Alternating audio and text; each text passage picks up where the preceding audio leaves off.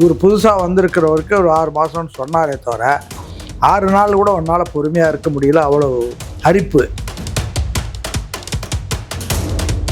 பதவியில் இருந்து சுகம் கண்டவர்கள் அதில் வந்து கொள்ளை அடித்தவர்கள் வர்றதை நிச்சயமாக ஏற்றுக்கொள்வது விஜய் செய்கிற தவறுன்னே நான் சொல்லுவேன். ஏழை மக்கள் அன்றாடம் காட்சிகளை ஏழை மக்களை அந்த குடும்பத்தை நாசப்படுத்துகிற வேலையை தான் நீங்கள் பண்ணீங்க. ஒரு அரசாங்கம் செய்கிற காரியம் இல்லை. மக்களால் உருவாக்கப்பட்டதான் இன்றைக்கி இருக்கிற தமிழக வெற்றி கழகமே தவிர விஜய் வந்து உருவாக்குனதல்ல. அவ்வளவுக்கும் காரணம் உங்கள் மேல் மக்களுக்கு இருந்த வெறுப்பு, அருவறுப்பு, உங்கள் மேலே இருந்த கோபம் எத்தனையும் சேர்ந்து வந்ததே தவிர நானே இந்த அரசாங்கத்தை கூட நம்மளால் ஒன்றும் பண்ண முடியாது, நானே கேட்டு வந்துட்டேன். இல்லைன்னா நான் வந்து தவறான ஆள் ஆகிடுவேன். அதனால் நானாக ஒதுங்கிட்டேன். நேர்மையான அதிகாரிகளாம் ஒதுங்கிட்டேன். புதிய சிந்தனை நேயர்களுக்கு வணக்கம். இன்றைய சிறப்பு நேர்காணலில் நம்முடைய இருந்திருக்கும் சிறப்பு விருந்தினர் முன்னாள் சட்டமன்ற உறுப்பினர் திரு திருச்சி சவுந்தரராஜன் அவர்கள். சார் வணக்கம். வணக்கம். எப்படி சார் இருக்கீங்க? நல்லா இருக்கு. சமீபத்தில் தமிழக முதல்வர் அவர்கள் திருச்சி கிழக்குல நன்றி தெரிவிக்கும் விதமாக ஒரு விழா நடத்தினார். அதுல வந்து திமுக மிகவும் சாண்டி பேசியிருந்தாரு. அதற்கு எதிர்வினையாக திமுக எம்பி ஆ ராசா அவர்கள் எதிர்வினையாற்றியிருக்காரு. முதல்ல இதை எப்படி சார் பாக்குறீங்க? ஆ ராசா என்ன பேசினார்? அவரு அதாவது திரு விஜய் அவர்கள் பேசினதுக்கு எதிர்வினையா பேசியிருக்காரு. இது மாதிரி கை நீட்டி பேசுறாரு, அள்ளு சிண்டுங்கிறாரு. இதெல்லாம் ஏன் சட்டமன்றத்தில் பேசல? எதா இருந்தாலும் ஒரு ஆக்ஷனுக்கு இன்னொரு ரியாக்ஷன் இருக்குதான் செய்யும். ஆமா, அதனால அவரு சொல்ல வேண்டியது சொன்னாரு. இவரால் முடிஞ்சது இவர் சொல்றாரு. அதில் எதை சொல்றதுன்னு எனக்கு புரியலையே. அதில் இல்லை, இப்போ இதில் பேசும்போது பார்த்தீங்கன்னா திருச்சி கிழக்குல பேசும்போது திமுக மற்றும் பலர் அள்ளு சிண்டுகள் அப்படின்னாரு. ஆனா அந்த அள்ளு சிண்டுகள் வீட்டுல போயிட்டு இப்ப சால்வை போத்தி அவர்களை வந்து வாக்கு எண்ணிக்கைக்கு ஆதரவு கொடுங்க அப்படின்னு சொல்லி கேட்டாரு. இதெல்லாம் எப்படி எடுத்துக்கிறது? ரொம்ப கேவலம் இல்லையா அப்படின்னு சொல்லி திரு ஆ ராசா அவர்கள் பேசியிருக்காரு. ஆ ராசா எப்பவுமே கேவலமா பேசக்கூடியவர் தான். சமீபத்தில் விடுதலை சிறுத்தைகள் கட்சியை பற்றி யாருமே உச்சரிக்க முடியாத ஒரு வார்த்தையை உச்சரித்து ஒரு தரம் தாழ்ந்து அவர் போகக்கூடியவர் தான் அவர் பண்ணார். அதனால் இவர் வந்து பொலிட்டிக்கலாக இப்போ தான் முதல் கூட்டம்னு நினைக்கிறேன் இது அவர் பேசுகிறது. முதலமைச்சர் ஆனதோ அவர் வந்து சாதாரண மற்ற இயக்கங்களை பற்றி ஒன்றும் கவலைப்படாமல் இப்போ இருக்கிறதுல திமுக தான் நமக்கு எதிரி அப்படின்ற மாதிரி பேசுகிறாரு. நான் சொல்கிறது எல்லாருமே சாதாரணம் தான். இப்போ திமுக மாத்திரம் வலுவான கட்சி கிடையாது. இனிமேலாம் எல்லாம் சாதாரண கட்சி, எல்லாம் இழுபறி கட்சி தாங்கிறீங்களா? எல்லாம் இழுபறி கட்சி தாங்க. இழுபறி கட்சி தான். ஏன் திமுக ஒரு காலத்தில் ஒரு சீட்டு கூட வராமல் போச்சு, ஒரு சீட்டு வந்தது.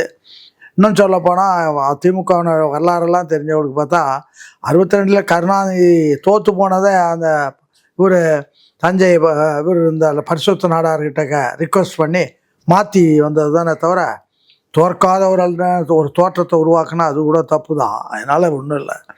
அதனால் சாதாரணமாக அவர் சொன்னதுக்கு ஒரு பதில் சொல்லுவார், இவர் சொன்னதுக்கு ஒரு பதில் சொல்கிறாருன்னு எடுத்துக்கொள்ளாமல் தவிர 2 சென்டுகள்னு சொன்னதுனால ஒன்றும் பெரிய தப்பு இல்லை. சாதாரண கட்சிக்கு நிறையா முளைச்சிருக்கு, எல்லாரையும் சொல்லணும்னு சொல்லுவேன். ஆனால் அந்த முதலமைச்சர் அதை அப்படி சொல்லியிருக்க வேண்டியதில்லை, விட்டு இருக்கலாம். ஆனால் இவர் வந்து இவருடைய தரத்துக்கு ஒரு என்ன வேணால் பேசுவார். ராஜா பேசுறதை பற்றியெல்லாம் நம்ம ரொம்ப எடுத்துக்க வேண்டிய அவசியம் இல்லை. ஆனால் சட்டசபையில் பேசும்போது பார்த்தீங்கன்னா ரொம்ப தளர்ச்சியாக பேசுவார், இயலாமையில் பேசுவார், சோர்வாக பேசுவார், மயக்கத்தோடு பேசுவார். ஆனால் திருச்சி கிழக்கில் ரொம்ப ஆக்ரோஷமாக பேசுகிறாரு. ஏமா அவர் ஆட்சிக்கு வந்து எத்தனை நாள் ஆச்சு? சட்டசபை ஆரம்பித்த போது எத்தனை நாள் இருந்தது? இன்னும் நான் ஒரு ஆட்சிக்கு புதுசாக திரைத்துறையிலேருந்து ஆட்சிக்கு வந்திருக்காரு. இனிமேல் அந்த ஆட்சி எப்படி இருக்குது, அதில் இருக்கிறவங்க எப்படி இருக்கிறாங்க, என்னென்னன்றதெல்லாம் தெரிஞ்சுக்கிட்டு முழுசாக பேசக்கூடிய சூழ்நிலை வரும்போது தெளிவாக பேசுவார். இப்போ வந்து தெரிஞ்ச விஷயங்களை சரியாக தெரிஞ்சுக்காமல் எதாவது சொல்லிட்டா தப்பாக போயிடுமேன்றதில் கவனமாக இருக்கார். அதனால் நாள் பட இருக்குது. நீங்களே வந்து 6 மாதம் வரைக்கும் நாங்கள் ஒன்றும் பண்ண மாட்டோம், வாயை திறக்க மாட்டோம். ஆமாண்ணா, பெருந்தலைவர் காமராஜர் அண்ணாவுக்கு அதை சொன்னார். 6 மாதம் வரைக்கும் நம்ம போயிட்டு இருப்போம், என்ன பண்ணிருக்குன்னு. அண்ணா அரசியலில் விளைஞ்சு வந்தவர், அவருக்கே 6 மாதம் கொடுத்தாரு. இவர் புதுசாக வந்திருக்கிறவருக்கு ஒரு 6 மாதம்னு சொன்னாரே தவிர 6 நாள் கூட ஒன்றால் பொறுமையாக இருக்க முடியல. அவ்வளோ அரிப்பு. அதனால் வந்து இன்னும் கொஞ்சம் பொறுமையாக இருந்தால் அவர் என்ன பண்ணுறாருன்றதுக்கு ஒரு டைம் கொடுத்து பேசினாதான் அதுதான் மரியாதையை தவிர அதை விட்டு சும்மா பேசுறது அப்படின்றது உங்களுடைய உடம்புல பிறந்தது. இன்னும் சொல்லலாம், ஒரு கட்சி ஆரம்பித்த அன்னையிலேருந்து அவருக்கு எல்லா விதமான தொல்லைகளும் பேச விடலை, கூட்டம் நடத்த விடலை, கட்சி சரியாக அமைக்கிறதுக்குள்ள எல்லா தொல்லைகளும் கொடுத்துக்கிட்டே வந்தீங்க. அதையும் மீறி மக்கள் அவரை சப்போர்ட் பண்ணி அவர் வந்துட்டார். இப்போ ஆட்சிக்கு வந்த பிற்பாடு உங்களால் அதை தாங்கி கொள்ள முடியல. நீங்கள் நினச்சது ஒரு சீட்டு வரும், 2 சீட்டு வரும்னு ஒரு தப்பு கணக்கு போட்டிங்க. ஆனால் மக்கள் போட்ட கணக்கு வேறு. மக்கள் சரியான கணக்கு போட்டு வந்துட்டாங்க. ஆனால் என் கணக்கு நான் முதல்லேருந்து சொல்கிறேன். முதல்ல அந்த கரூர் நிகழ்ச்சியும் போதே நான் ஒரு பேட்டி கொடுத்தேன். அதுலேருந்து ஏறக்குறைய 30-40 பேட்டி கொடுத்துருக்குறேன். எல்லாத்துலேயும் சொன்னேன், நிச்சயமாக இது விஜய் வந்து 180 சீட்டு குறையாமல் கண்டிப்பாக வரும். 1971 எப்படி திமுக வந்ததோ அதே மாதிரி வரும் அப்படின்ற அளவுக்கு நான் சொன்னேன். அதே மாதிரி தான் வந்திருக்கணும், வரும். ஆனால் சரியான முறையில் அவளை செயல்பட விடலை. கட்டமைப்பு இல்லை, ஒன்றும் இல்லை, சரியாக ஒன்றுமே எந்த வேலையும் செய்ய முடியாமல் திடீர்னு தேர்தலில் சந்திக்கிற சூழ்நிலை வந்ததுனால்தான் 108ஓடு நின்று இருக்கு. இப்போ நீங்கள் ஏதாச்சும் அலும்பு பண்ணி இன்னும் பண்ணி திரும்ப கவுத்து எதாவது பண்ணிங்கன்னா மக்கள் மத்தியில் போனால் 200 சீட்டுக்கு மேலே அவருக்கு தாராளமாக வரும். விஜயை சீண்டி பார்க்காதீங்க. ஆமாம் அப்படின்னு சொல்ல வரீங்க. ஒழுங்காக இருக்கேன், நீங்கள் ஒழுங்காக இருக்க வேண்டியது தானே. ஏன்ட்டா 6 மாதத்துக்கு பிறகு பார்ப்போம் எப்படி இருக்காருன்னு. இப்போ பார்த்தா அதுக்கு பிறகு பேசுகிறது தான் ஒரு நியாயமாக இருக்கும். இப்போ வந்து எடுப்பில் நீங்கள் பேசிக்கிட்டு உட்காந்துருக்கிறது, வம்பு வளர்க்குறது, உங்கள்கிட்ட ஆள் பலம் இருக்குது, பத்திரிக்கை பலம் இருக்குது, மீடியா இருக்குது அப்படின்றதுனால பண்ணிட்டு உட்காந்துருந்தீங்கன்னா அதை பார்க்குற பொதுமக்கள் உங்கள் மேலே தான் எரிச்சல் அடைவாங்க, கோபப்படுவாங்க. அதனால் அதெல்லாம் வந்து அட்வான்ஸாக தான் போகுமே தவிர நீங்கள் வந்து பொண்ணும் விஜய்க்கு பாதிப்பாக இருக்காது. இன்றைய வரையில் வந்து நீங்கள் வச்சுருந்த நிர்வாகம் தான் அங்கேயே இருக்குது. சீட்டு எம்எல்ஏ அது தான் மாறிச்சே தவிர அரசுன்றது நிர்வாகம் வந்து அப்படியே தான் அதே அதிகாரிகள் அங்கே இருக்காங்க. உங்களால் பலன் பெற்றவர்கள், உங்களால் லாபம் அடைஞ்சவங்க, உங்களால் கோடிக்கணக்கில் சம்பாரிச்சுக்கிட்டு உங்களுக்கும் கோடிக்கணக்கில் அள்ளி கொடுத்தவங்க எல்லாம் அங்கே இருக்கிறாங்க. அவங்களுக்கெல்லாம் புதுசாக ஒரு ஆள் வர்றது வந்து நம்ம பொழப்பு போயிடுச்சேன்ற பயம் இருக்குது, ஆசை இருக்குது. அதனால் அதுக்கு தொல்லை கொடுப்பாங்க. இதெல்லாம் தாங்கி இங்கே வர்றதுக்கு ஒரு நிச்சயமாக 6 மாதம் வேணும். 6 மாதத்துக்கு பிறகு பேசுனீங்கன்னா தான் உங்கள் பேச்சில் ஒரு நாணயம் இருக்குன்னு எடுத்துக்க முடியும். இல்லைன்னா உங்களுக்கு வந்து அரிப்பு அதிகமாக இருக்குது, வஞ்சகண்ணம் இருக்குது, பொறாமை இருக்குது அப்படின்றதான் நான் சொல்ல முடியும். நீங்கள் பேசும்போது சொன்னீங்க உங்களால் லாபம் அடைஞ்சவங்க தான் இருக்காங்க, உங்களால் கோடியில் சம்பாதிச்சவங்க இருக்காங்க. அப்போ திமுகவில் இருந்தால் இது மாதிரி கோடியில் சம்பாதிச்சவங்க லாபம் அடைஞ்சவங்க இன்னைக்கு வந்து தாவிகக்குள்ள வந்திருக்காங்க சார். இப்படி சார் அது வந்து அவங்கள காப்பாற்றிக்கிறதுக்கு ஒரு இடம் வேணும்னு வர்றாங்க. அதை தாவேக்கா வந்து பதவியிலிருந்து சுகம் கொண்டவர்கள், அதில் வந்து கொள்ளையடித்தவர்கள் வர்றதை நிச்சயமாக ஏற்றுக்கொள்வது விஜய் செய்கிற தவறுன்னே நான் சொல்லுவேன். ஏன்டா தொண்டர்கள் அந்தந்த திமுகவில் நான்லாம் 1952 அந்த கட்சியில் 13 வயதுலேருந்து நான் வளர்ந்து வந்தவன். திமுகனா என்னன்னு இப்போ இருக்கிறவங்களுக்கு யாருக்கும் தெரியாது. அண்ணா செத்த அன்னைக்கே அவருடைய பணத்தை புதைக்கிற போதே இதையும் சேர்த்து போயிச்சுட்டாங்க. திமுக கொள்கையும் சேர்த்தா சார்? திமுக கொள்கையும் சேர்த்து போயிட்டாரு, எல்லாத்தையும் சேர்த்து போயிச்சுட்டாங்க. அதுதான் நடந்தது.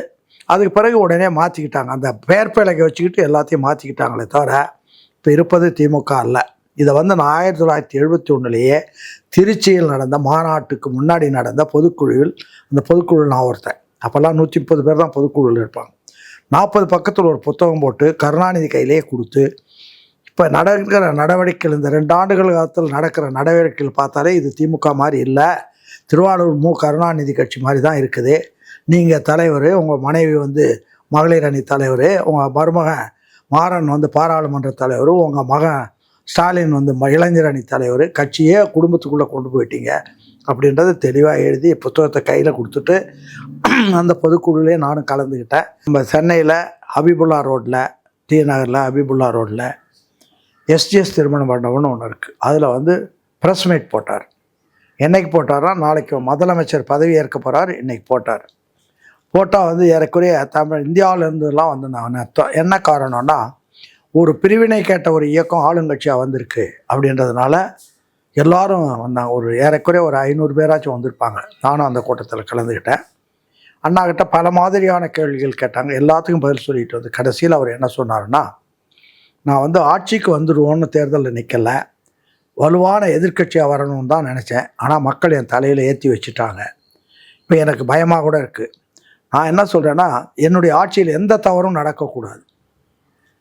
அப்படி நடந்தால் நீங்கள் உடனே எனக்கு சொல்லுங்கள், ஒரு நாளில் அதை நான் ரெக்டிஃபை பண்ணுறேன். அப்படி இல்லைன்னா நீங்கள் மீடியாவில் கொண்டு வராங்க. இது அண்ணா இங்கே சொன்னது. அப்புறம் கவர்மெண்ட்டு இதில் சட்டமன்றத்தில் கருத்துரிமன் கேட்குறாரு. என்ன கேட்குறாருன்னா, அந்த பட்ஜெட் செஷன் முடிஞ்சால் எல்லா எம்எல்ஏவும் நிதி அமைச்சராக கேட்கலாம், நிதி அமைச்சராக இருக்கிற முதலமைச்சரை கேட்கலாம். கேட்குற போது மதுவிலக்கில் உங்கள் கொள்கை என்னன்னு கேட்குறாரு. அப்போ அண்ணா தெரிஞ்சு சொன்னார், இந்த அரசாங்கம் நல்ல வார்த்தையை கவனிக்கணும். அவ்வளோ மோசமாக சொன்னார். இந்த அரசாங்கம் பிச்சை எடுத்து நடத்துகின்ற நிலைமை வந்தாலும் மதுவிலக்கை நான் ரத்து செய்ய மாட்டேன். அதனுடைய கொடுமை எனக்கு தெரியும். குடும்பங்கள் சிதைந்து போகும்னார். ஆனால் அண்ணா செத்தார்.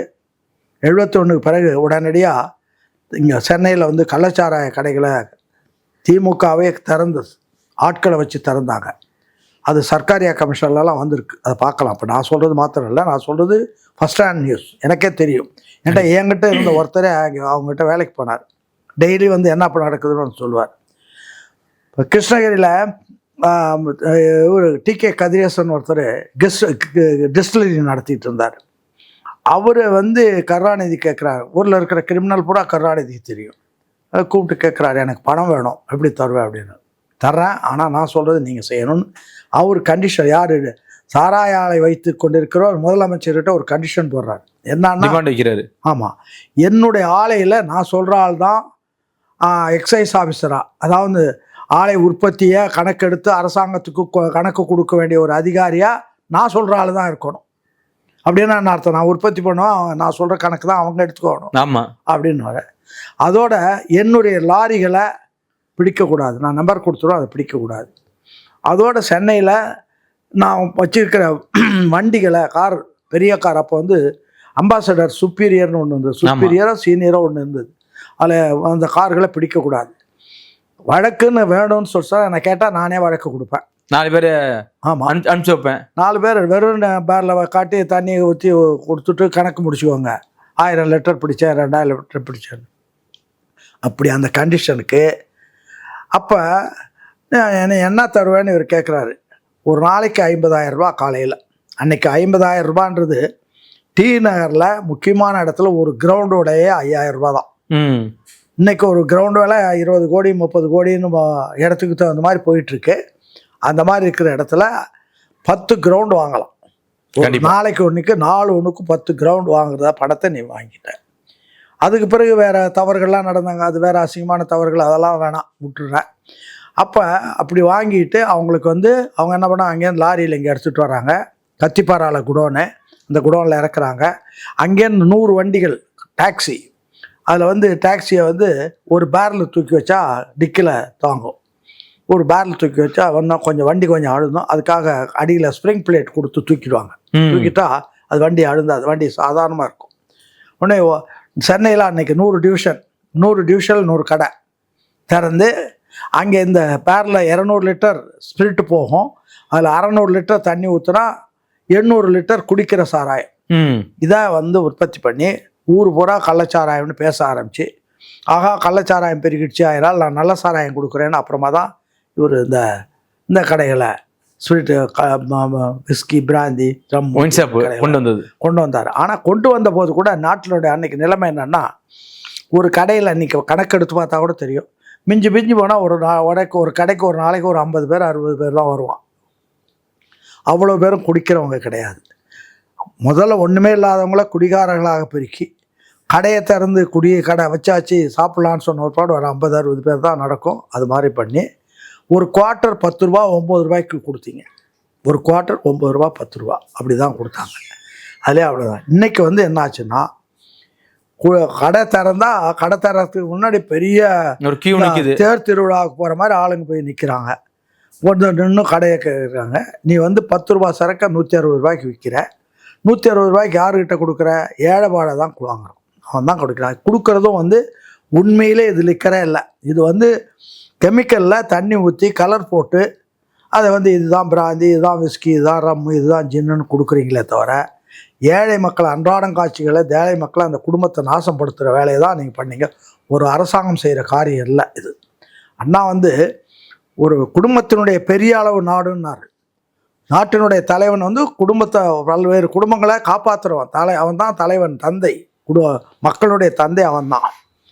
அவன் தந்தையாக இருக்க வேண்டிய நீங்களே சாராயத்தை ஊற்றி கொடுத்துட்டு நாங்கள் ஆட்சி நடத்தினோம், போனோம் வந்தோம். நீங்களே சாராய கிடங்குகளையும் வச்சுருக்கீங்க, உற்பத்தி ஆலைகளை நீங்களே வச்சுருக்கீங்க. போன தேர்தலில் கனிமொழி வந்து நாங்கள் வந்ததும் சாராய கடையெல்லாம் மூடுவோம்னாங்க. என்னத்த மூடினாங்க? வந்ததும் இப்போ மதுராந்தகத்தில் இந்த அம்மா பேர்லேயே ஒரு சாராய உற்பத்தி ஆலையை திறந்தாச்சு. இப்படி வச்சுக்கிட்டு கொள்ளையடிச்சிக்கிட்டு மக்களை ஏமாற்றிக்கிட்டு ஒரு பக்கத்தில் மக்களை ஏமாத்துறது, மக்களை குடிகாரர்களாக மாற்றுறது, மக்களை அறியாமையை வைக்கிறது, எல்லாத்தையும் பண்ணிவிட்டு அவங்களுக்கு மாதத்துக்கு நான் 1000 ரூபாய் தரேன்னா ஒரு குவார்ட்ரு வாங்கி ஒருத்தன் கொடுத்தாலே ஒரு நாளைக்கு 150 ரூபா நீங்கள் சுரண்டுறீங்க. மாதம் பூரா 5000 ரூபாயாச்சும் குறைஞ்சது அவன் குடிக்கிறான். 5000 ரூபாயில் சரக்கு, அந்த சரக்கினுடைய காஸ்ட் வந்து 300 ரூபா தான். 300 ரூபா சரக்கை 5000க்கு அவங்ககிட்ட கொடுத்து சுரண்டிட்டு அவன் குடும்பத்துக்கு 1000 ரூபா கொடுக்குறதுன்னா அந்த பொம்பளை வாங்கி பார்க்குற போது பக்கத்தில் அப்பா குடிகாரன் ஆகி மயங்கி கிடக்கிறான், புருஷன் வந்து தண்ணி போட்டு ஒன்று மயங்கி கிடக்கிறான், இல்லை செத்தே போகிறான், குடும்பங்களே அழிஞ்சு போகுது. அந்த அழிவை பற்றியெல்லாம் கவலைப்படாமல் அதை பண்ணாமல் அதை பற்றி நீங்கள் பேசவும் பேசாமல் ஆக மக்களை சுரண்டுறதுக்கு இந்த அரசாங்கம் அது எப்படியெல்லாம் சுரண்டு மக்களை சுரண்டலாம், இயற்கை வளங்களை சுரண்டலாம், கமிஷன் வாங்கலாம், கொள்ளடிக்கலாம்ன்றதுக்காக தான் இந்த அரசாங்கங்கள் இருந்ததே தவிர இதை மக்கள் உணர ஆரம்பித்த பிற்பாடு மெல்ல மெல்ல மக்கள்கிட்ட போயிடுச்சு. மக்கள் வந்து இந்த 2 பேருக்கு யாரா மாற்றுன்னு பார்த்துக்கிட்டே இருந்தாங்க. யாரும் இவன் பாத்தியாவன் அவன் மாற்றியவன் வந்தாங்க. ஒன்றும் பண்ண முடியல. ஏதோ யாராச்சும் வருவாங்களான்னு பார்த்தாங்க. ஒரு விஜய் வந்தாப்புல எல்லா மக்களும் அவங்க பின்னால் போயிட்டாங்க. மக்களால் உருவாக்கப்பட்டதான் இன்றைக்கி இருக்கிற தமிழக வெற்றி கழகமே தவிர விஜய் வந்து உருவாக்குனது அல்ல. அது தேடி போனாங்க. நீ அவர் செயல்படவே நீங்கள் விடலை. இன்னும் விட்ட இடத்துல கரூரில் அவர் மேலே ஒரு பழி வர்றதுக்கான ஏற்பாடுகளை பண்ணி அந்த கூட்டத்தை விட்டீங்க. நான் திருச்சி மாவட்ட செயலாளர் என்ன, எனக்கு அக்கு வேறு ஆண் வேறு ஒவ்வொரு அங்குலமாக தெரியும். அந்த இடத்துல நீ கொடுத்துருக்குற அந்த இடமே தவறான இடம். கொடுத்து அதுக்கு பிறகு அதுக்குள்ளே ஆளுங்களை அனுப்பி பண்ணி இப்போ நிறைய வேணும்னு அங்கே ஒரு விபரீதத்தை உருவாக்குவதற்கு அரசாங்கமும் அங்கே இருந்த இது செந்தில் பாலாஜி போன்றவங்களாம் பண்ணாங்க. அந்த மக்களே என்கிட்ட சொன்னாங்க. நான் போய் விசாரித்தேன், என்னப்பா நடந்தது போச்சு வந்து எல்லாம் எனக்கு நிறைய பேர் அங்கே வேண்டியவங்க இருக்காங்க. இதில் என்ன சொல்கிறதுக்கு என்ன இருக்கா, எல்லாம் திட்டம் போட்டு பண்ணது தான் அப்படின்றாங்க. அப்படியெல்லாம் பண்ணி செயல்பட முடியாமல் வச்சது பிற்பாடும் அவர் வெற்றி பெறுறாருன்னா அவ்வளவுக்கும் காரணம் உங்கள் மேல் மக்களுக்கு இருந்த வெறுப்பு, அருவறுப்பு, உங்கள் மேலே இருந்த கோபம் எத்தனையும் சேர்ந்து வந்ததே தவிர இங்கே நீங்கள் காப்பாற்றலான்னு நினச்சா அது இனிமேல் கட்சியை காப்பாற்ற முடியாது. இன்னும் நான் ஒரு இலக்கணம் சொல்கிறேன். ஒரு கட்சின்னா தொண்டர்கள் தான் முக்கியம். தொண்டர்கள் வந்து தலைமை பேரில் கொஞ்சம் கூட சந்தேகப்படக்கூடாது. தலைமை பேரில் சின்சியாரிட்டி இருக்கணும். அப்படி தான் அண்ணா காலத்தில் வச்சுருந்தார். அண்ணா வந்து என்ன சொன்னார்னா, தொண்டர்கள் தான் நம்மளுடைய கட்சியினுடைய உயிர் நாடி, அவங்கள்ட்ட யாரெல்லாம் ஒழுங்காக இருக்காங்களோ அவங்கள தான் அவங்க சப்போர்ட் பண்ணுவாங்கன்னாரு. அந்த தொண்டர்களை பூரா விட்டுட்டீங்க. மேலே உட்காந்துக்கிட்டு கொள்ளையடித்த பணத்தை வச்சுக்கிட்டு உங்கள் குடும்பத்துக்குள்ளே பாகம் பிரிச்சுக்கிட்டு நீ 10 சீட்டு நான் 20 சீட்டு நீ 30 சீட்டுன்னு வச்சு அப்புறம் அதுக்கு வேண்டிய இன்னொரு லாபி உருவாக்கி அவங்களுக்கு உனக்கு ஒரு சீட்டு, உன் பேரனுக்கு ஒன்று, உன் மகனுக்கு ஒன்று, மருமகளுக்கு ஒன்றுன்னு சீட்டு கொடுத்து கீழே இருக்கிறவங்களுக்கு காசு கொடுத்து வேலை செய்ய வச்சு கொள்கை மறவர்களாக இருந்த தொண்டர்களை கூலிக்காரர்களாக நீங்கள் மாற்றிட்டீங்க. கொள்கை கிடையாது. இப்போ காசு அனுப்புனா அவங்க வேலை செய்வாங்க. அதுக்கு கண்காணிகளாக மாவட்ட செயலாளர்கள் இருப்பாங்க. அவங்க இதை வாங்கி அங்கே கொடுத்து பண்ணுறவங்க இதெல்லாம் பண்ணிட்டு ஆக நாட்டை நாசமாக்கி கட்சியை நாசமாக்கி மக்களை நாசமாக்கிட்டீங்க. அந்த மக்கள் வந்து இப்போ உங்களோட நம்பிக்கை மேலே இல்லை, தொண்டர்கள் உங்களோட நம்பிக்கலை. இதெல்லாம் இல்லாத போது தொண்டர்கள் என்பது தான் மரத்தினுடைய வேர்கள். அவங்க வேர்களே புறாவும் நாசமான ஏற்பாடு. நீங்கள் எதை வச்சு இனிமேல் கட்டிட போகிறீங்க? நிச்சயமாக முடியாது. வேணா விஜய் இப்போ 2 கட்சிகளை ஒழித்த மக்களுக்கு ஒரு இது வந்துச்சு. ஆக யார் கட்சிக்கு வந்தாலும் மக்கள் ஆட்சிக்கு வந்து ஒழுங்காக இல்லைன்னா நம்மளால் மாற்ற முடியும்னு மாற்றி காட்டியாச்சு. அந்த தைரியம் வந்துச்சு. இப்போ விஜயே கூட நேர்மையாக தான் இருப்பாருன்னு எல்லாரும் நம்புகிறோம். அப்படி தான் இருக்கணும்னு இல்லை, எல்லாரும் நம்பிதாசா திரு விஜய் அவர்களை தேர்ந்தெடுத்திருக்காங்க. ஆனால் இல்லை, அவரே தப்பு பண்ணார். ஆட்சி மாறினாலும் இப்போ அதாவது ஆட்சி மாறினாலும் காட்சி மாறாதுங்கிற கதையா எப்படி திமுக பாட்டிலுக்கு 10 ரூபா ஆனாலும் அதே மாதிரி தான் இப்போ தாவேக்கா ஆட்சியிலையும் பாட்டில் 20 ரூபா ஆனாங்களே சார். தாவேக்கா ஆட்சியை பற்றி பேசுவதற்கு ஒரு 6 மாதம் கழிச்சு பேசுனீங்கன்னா தான் நியாயம். இப்போ அவங்களுடைய மெஷினரி தான் அப்படியே இருக்குது. அந்த மிஷினரி செயல்படுது. அதை வந்து பார்த்து ஸ்டடி பண்ணிவிட்டு கொண்டு வரணுமே தவிர நீங்கள் இப்போ பேசுகிறது வந்து ரொம்ப டூ ஏர்லி. ஒரு பிறந்த குழந்தைய இவன் என்ன ராணுவ வீரன் ஆவானா அல்லது பெரிய மேதை ஆவானான்னு பேசுகிற மாதிரி பேசக்கூடாது. இல்லை சார், இப்போ ஒன்றும் இல்லை. இப்போ திமுக ஆட்சி எல்லாத்தையும் சொல்லிட்டு போயிடுச்சு, ஃபண்ட் இல்லை, கொஞ்சம் டைம் எடுக்கும் அப்படின்னா ஓகே சார். ஒரு டைம் சொல்லிட்டு சட்டம் உங்கள் கையில் இருக்குது சார், அதிகாரம் உங்கள் கையில் இருக்குது. நீங்கள் தூக்கி போடலாமே. எந்தெந்த அதிகாரி ஊழல் போட்டாலும் நல்லா தெரியும் சார். அதிகாரம் இருக்குது. நீங்கள் மோசமான ஆள், உங்களை தூக்கி போட்டால் அவரை போட்டால் உங்களோட மோசமான ஆள் இருக்கார். நான் எல்லாத்தையும் ஸ்டடி பண்ணிட்டு தானே போடணும். நீங்க வந்து சார் இப்போ திமுக ஆட்சியில் அதிமுக ஆட்சியில் பாட்டிலுக்கு 10 ரூபா வாங்கின இதே அதிகாரிகள் இப்போ 20 ரூபா வாங்குறாங்களே. அப்போ வந்து என்ன விஜய் தெரியாது நினைச்சு வாங்குறாங்களா? எந்த தவறு நடந்தாலும் அது அந்த ஆட்சியினுடைய நீட்சியே தவிர இவங்க பேர்ல சொல்றதுக்கு இன்னும் காலம் இருக்கு. காலம் இப்பயே நீங்கள் சொன்னால் அது டூ ஏர்லி. அதனால் இப்போ நடக்கிறதுக்கெல்லாம் பொறுப்பு பழைய ஏற்கனவே பழக்கப்பட்ட கை, வாங்கி பழக்கப்பட்ட கை. அது சும்மா இருக்காது, கை அரிச்சிக்கிட்டே தான் இருக்கும். அந்த வேலையை அவங்க பார்ப்பாங்க. அதோடு மட்டுமல்ல, ஐயோ அவங்க போயிட்டாங்களே, அவங்க இருந்தால் நம்ம இப்போ கொள்ளையடிக்கலாமே, அது இல்லாமல் போயிடுச்சுன்னா பல அதிகாரிகள், அவங்களுக்கு ஆதரவாக இருக்கிற அதிகாரிகள், அவங்களால சுவை கண்ட அதிகாரிகள் வந்து இந்த சர்க்கார் மேலே பழி வர்றதுக்குரிய ஏற்பாடுகளையும் பண்ணுறாங்க. அதனால எக்ஸ்ட்ரா 10 ரூபா வாங்குறாங்களா? ஆமாம், அதனால தான் வாங்குறாங்க. ரெண்டாவது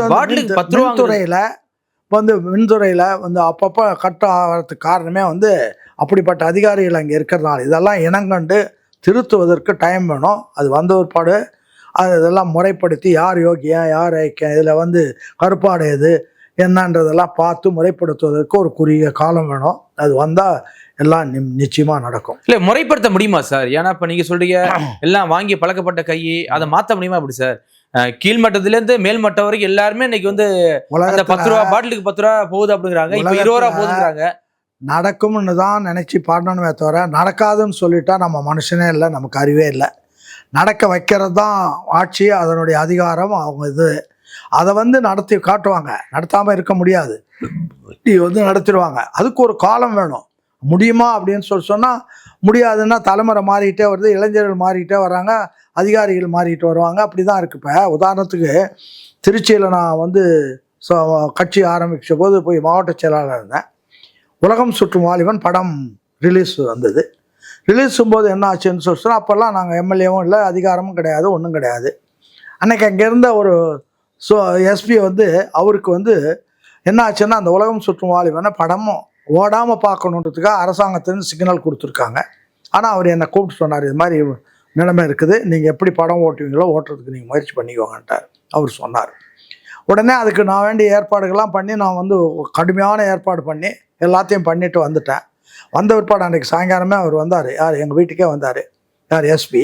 வந்துட்டு என்ன சொன்னால், ஐயா நீங்கள் ஏற்பாடு பண்ணியிருக்கிறதெல்லாம் உடனே நிறுத்துங்க, நீங்கள் பண்ணியிருக்கிற வேலை விபரீதமாக போயிடும், வேணாம், நானே கவுண்டரில் உட்காந்து டிக்கெட் கொடுக்குறேன், அதுக்கு மீறி என் பேரில் நடவடிக்கை எடுத்தால் எடுத்துக்கோட்டுனார். அப்படிப்பட்ட அதிகாரிகள்லாம் இருக்காங்க.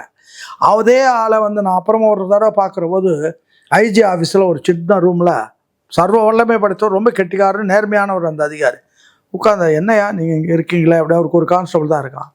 நானே இந்த அரசாங்கத்தை கூட நம்மளால் ஒன்றும் பண்ண முடியாது, நானே கேட்டு வந்துட்டேன், இல்லைன்னா நான் வந்து தவறான ஆள் ஆகிடுவேன், அதனால் நானாக ஒதுங்கிக்கிட்டேன். நேர்மையான அதிகாரிலாம் ஒதுங்கிட்டாங்க, இருக்கிறாங்க, இல்லாமன்னு கிடையாது. நேர்மையாக இருக்கணுன்ற அதிகாரி எல்லா லெவல்லையும் இருக்காங்க.